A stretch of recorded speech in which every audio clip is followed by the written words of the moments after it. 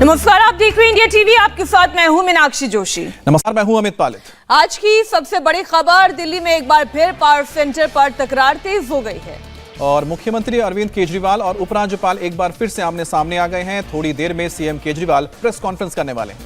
माना जा रहा है कि अरविंद केजरीवाल आज लेफ्टिनेंट गवर्नर और केंद्र सरकार पर हमला बोलेंगे। अब से थोड़ी देर पहले आम आदमी पार्टी की तरफ से एक प्रेस कॉन्फ्रेंस हुई। आरोप लगाया गया कि केंद्र सरकार को केजरीवाल से जलन है। आम आदमी पार्टी ने केजरीवाल को सिंगापुर जाने से रोकने पर भी सवाल उठाया। और आज जब एक हिंदुस्तान के लोकप्रिय मुख्यमंत्री को विदेश की सरकार बुला रही है तो नरेंद्र मोदी जी को ईर्ष्या हो रही है, नरेंद्र मोदी जी को जलन हो रही है। एक छोटे से प्रदेश के एक मुख्यमंत्री से जलन हो रही है। वो नरेंद्र मोदी जी जो साल में, मुझे लगता है दर्जन भी कहूं तो वो कम होगा, दर्जन से ज्यादा बार विदेशों में जाते हैं। शायद हर महीने वो कई विदेशों का चक्कर कोरोना से पहले लगाते थे। मुझे तो लगता है कि हर साल नया पासपोर्ट बनता होगा मोदी जी का, क्योंकि इतना वीजा लगवाते हैं, इतने विदेशों में जाते हैं। उन नरेंद्र मोदी जी को आज एक दिल्ली के मुख्यमंत्री से जलन और ईर्ष्या सिर्फ इसलिए हो रही है कि आज दिल्ली के मुख्यमंत्री को विदेश की सरकार न्योता देके बुला रही है। दिल्ली सरकार और लेफ्टिनेंट गवर्नर के बीच टकराव बढ़ने की एक और वजह है, और ये नई वजह है। दिल्ली के एलजी ने नई शराब नीति की सीबीआई जांच के आदेश दिए हैं और इसके लपेटे में दिल्ली के उप मुख्यमंत्री मनीष सिसोदिया डायरेक्टली आ सकते हैं। और एलजी ने दिल्ली के मुख्य सचिव की रिपोर्ट के बाद शराब नीति की सीबीआई जांच का आदेश दिया है। मुख्य सचिव की रिपोर्ट में शराब माफिया को 144 करोड़ का फायदा पहुंचाने का आरोप लगा है। इस वक्त की बड़ी खबर आपको बता दें, एलजी से टकराव इस विषय पर हो सकता है। दिल्ली में नई शराब नीति चल रही है। सीबीआई जांच के आदेश लेफ्टिनेंट गवर्नर ने दे दिए हैं। आरोप यह है कि 144 करोड़ का फायदा इस नई शराब नीति के जरिए सीधा सीधा शराब माफियाओं को पहुंचाया जा रहा है। एक के साथ एक फ्री की बातें आप कई दफा सुन रहे होंगे, एक बोतल के साथ एक बोतल फ्री। दिल्ली में यह अक्सर चर्चा का विषय बना है, राजनीतिक चर्चा का भी विषय बना है।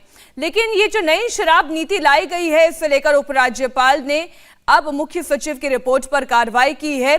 शराब लाइसेंस धारियों को अनुचित लाभ पहुंचाया गया है, यह आरोप है। इसलिए नई एक्साइज पॉलिसी के नियमों की अनदेखी को देखते हुए सीबीआई जांच का आदेश दे दिया गया है।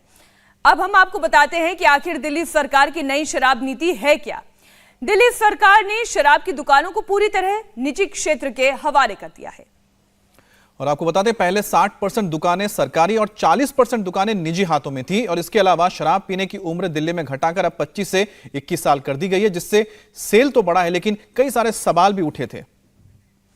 नई शराब नीति में धांधली की शिकायत बीजेपी नेता मनजिंदर सिंह सिरसा ने सीबीआई और एलजी से की थी। सीबीआई जांच के ऐलान के बाद सिरसा ने कहा कि अब केजरीवाल के मंत्री जेल जाएंगे। केजरीवाल ने शराब माफिया को फायदा पहुंचाया, नियम तोड़कर फायदा पहुंचाया गया। अब जांच के बाद सभी गुनहगारों को जेल जाना होगा। आम आदमी पार्टी अरविंद केजरीवाल की सरकार कट्टर बेईमान सरकार है। यह शिकायत मैंने सीबीआई को, लेफ्टिनेंट गवर्नर साहब को एक्साइज पॉलिसी के ऊपर दी थी। आज गवर्नर साहब ने जो इसके ऊपर सीबीआई इंक्वायरी इनिशिएट की है, मैं उसके लिए बधाई देता हूं उनको भी और दिल्ली और देश के लोगों को, क्योंकि अब दूध का दूध और पानी का पानी होगा।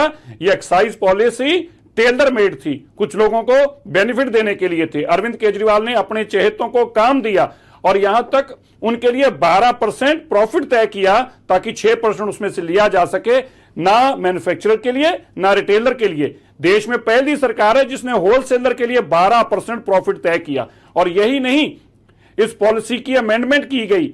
जो पॉलिसी एक बार कैबिनेट से अप्रूवल होगी उसके बाद उसको बदला नहीं जा सकता था। ग्रुप ऑफ मिनिस्टर्स ने, मनीष सिसोदिया ने इसमें बदलाव किया और यहां तक इस पॉलिसी में क्लियर लिखा है एक आदमी 3 काम नहीं कर सकता। यहां होलसेलर भी वही है, रिटेलर भी वही है और मैन्युफैक्चरर भी वही है। तीनों आदमी एक ही नाम से, अलग अलग नामों से एक ही काम को कर रहे हैं, जबकि एक ग्रॉस वायलेशन थी पॉलिसी की, क्योंकि उनसे करोड़ रुपया ऐंठा गया था।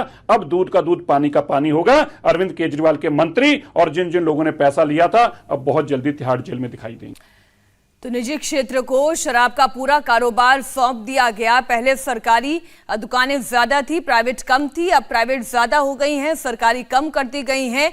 एयरपोर्ट पर भी 24 घंटे शराब की बिक्री कर दी गई है। शराब पीने वालों की उम्र भी घटा दी गई है। पहले 24 साल थी, अब इसे 21 साल कर दिया गया है। ऐसे बहुत सारे और आरोप जो इस वक्त दिल्ली सरकार पर लगाए जा रहे हैं और सीधा सीधा जांच के दायरे में दिल्ली के उप मुख्यमंत्री मनीष सिसोदिया आ रहे हैं। और सबसे बड़ी बात यही है कि मीनाक्षी 60% अगर पहले जो दुकानें थी वो सरकार की थी और 40% प्राइवेट होती थी, लेकिन उसको बदल देना तो अपने आप में एक बहुत बड़ा सवाल खड़ा कर रहा है। उस वक्त भी सवाल उठाए जा रहे थे और अब भी ये सवाल और ज्यादा उठाए जाएंगे, क्योंकि अब इस मामले में आप देख रहे हैं कि एक रिपोर्ट भी आई है, जिस रिपोर्ट में सामने आ रहा है कि 144 करोड़ रुपए का फायदा पहुंचाया गया है शराब माफियाओं को। इंडिया टीवी हर वक्त हर जगह डाउनलोड करने के लिए सर्च करें India TV news Google play store या ऐप स्टोर पर।